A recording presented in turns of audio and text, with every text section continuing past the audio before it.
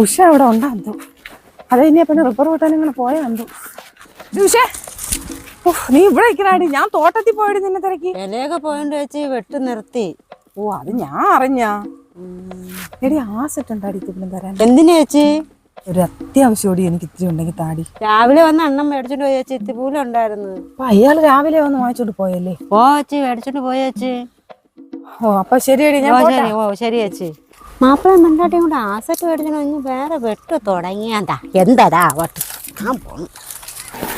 ഞാനിന്ന് പൊളിക്കും, ഞാനിന്ന് സുഖിക്കും. എവളവിടെ ഉണ്ടാകുന്നോ? എവളത്തിന് അങ്ങോട്ടും ഇങ്ങോട്ടും കടന്നു വിലസന എവിടെ കടന്നു സേതുരാമൻ സി ബി ഐ. ദൈവമേ, എവള് വല്ലതും കണ്ടാന്തോ ഈ സംഭവം? എവളറിയാതെ എങ്ങനെ നാണം ഉണ്ടാ മനുഷ്യ? വല്ല ജോലിക്കും പൊയ്ക്കൂടെ? ഞാനേ ജോലിയൊക്കെ മതിയാക്കി. ഇനി മുതൽ ഒരു സുഖയാത്രയ്ക്ക് വേണ്ടി പോകാനുള്ള തയ്യാറെടുപ്പിലാണ് ഞാൻ. അമ്പടെ മനമേ, തീപ്പട്ടിക്കോല് അങ്ങനെ അങ്ങ് സുഖിക്കണ്ട.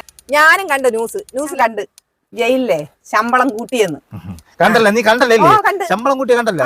മടുത്തടി. നിനക്ക് ഡെയിലി ഞാൻ ജോലി ചെയ്തോണ്ട് മറ്റു ഒന്നും അറിയണ്ട. അവിടെ ആകുമ്പോൾ സൂപ്പർ ഭക്ഷണം, പ്രത്യേകിച്ച് മട്ടൻ വരെ ഉണ്ടെന്ന് നേരത്തെ അറിഞ്ഞ മട്ട ഉണ്ടെന്ന് ശമ്പളം കൂടെ കൂട്ടിയുണ്ട്. നിന്നെ കൊന്നിട്ട് പോയി ജയിലിൽ നിന്ന് ഇറങ്ങുമ്പോഴേ 10-35,000 രൂപ, ഏതാണ്ട് 35 അല്ല 36, 8, 10, 15, 18 ലക്ഷം രൂപ വരെ കിട്ടും. എന്നിട്ട് പൈസ അങ്കാലത്ത് വടി ഇടിച്ച് വീടിയും ഭരിച്ച് സുഖിച്ച് നടക്കും ഞാൻ. ഓഹോ, നിങ്ങൾക്ക് കണക്ക് തെറ്റി. 10 വർഷം കിടന്നാലേ ഏകദേശം 7-8 ലക്ഷം രൂപയും കൊണ്ടിഞ്ഞ് വരാം. മനസ്സിലായ? ഞാനും ഇത് ആലോചിച്ചോണ്ട് നിൽക്കേനെ. നിങ്ങൾ ജോലിക്കും കൂലിക്കൊന്നും പോണില്ല, ഇവിടെ തിന്ന് കുടിച്ചും കിടന്നോണ്ടിരിക്കുകയല്ലേ. ഞാൻ തൊഴിലുറപ്പിന് പോയി കിട്ടുന്ന നക്കാ പിച്ചയും വാങ്ങിച്ചോണ്ടാണ് ഞാൻ വന്ന് നിങ്ങൾക്കും കൂടെ വേവിച്ച് തരണത്. എനിക്കത് പറ്റൂല. എനിക്ക് നിങ്ങളെ കൊന്നിട്ട് എനിക്ക് ജയിലിൽ പോകണം. അതിന് ഞാൻ നിന്നത്.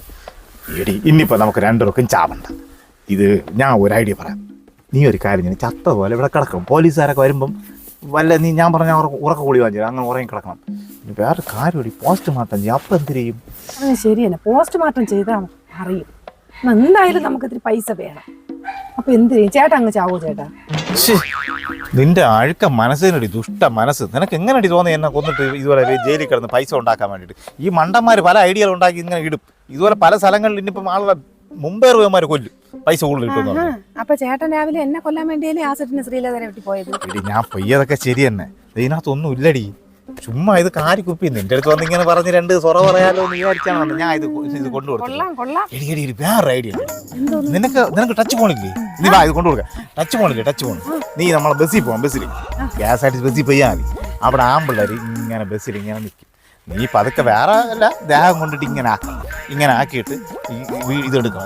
എന്നിട്ട് പിറ്റേ ദിവസം രാവിലെ നിന്റെ ഐഡിയ ഉണ്ടല്ലോ ഏതില്? ഇൻസ്റ്റാഗ്രാം. ഹലോ ഗൈസ്, എന്റെ ഇവിടെ നുള്ളി ചേട്ടാ, എന്റെ ഇവിടെ പിടിച്ച് ചേട്ടാ എന്ന് പറഞ്ഞങ്ങ് ഇടണം. അപ്പോഴീ സാധനം കയറി വയറില്ല. അപ്പോഴും കോടിയുള്ള ബിസിനസ് ആണ്. മനസ്സിലായ? എങ്ങനെ ഉണ്ട്? അത് നല്ലൊരു ഐഡിയ ആണ് ചേട്ടാ. ഞാൻ റെഡി ആയി പോട്ടെ ചേട്ടാ. നമുക്ക് ഞാൻ കൊണ്ടുകൊടുത്തിട്ടാണ് പോടി. നമുക്ക് വയറലാകാൻ.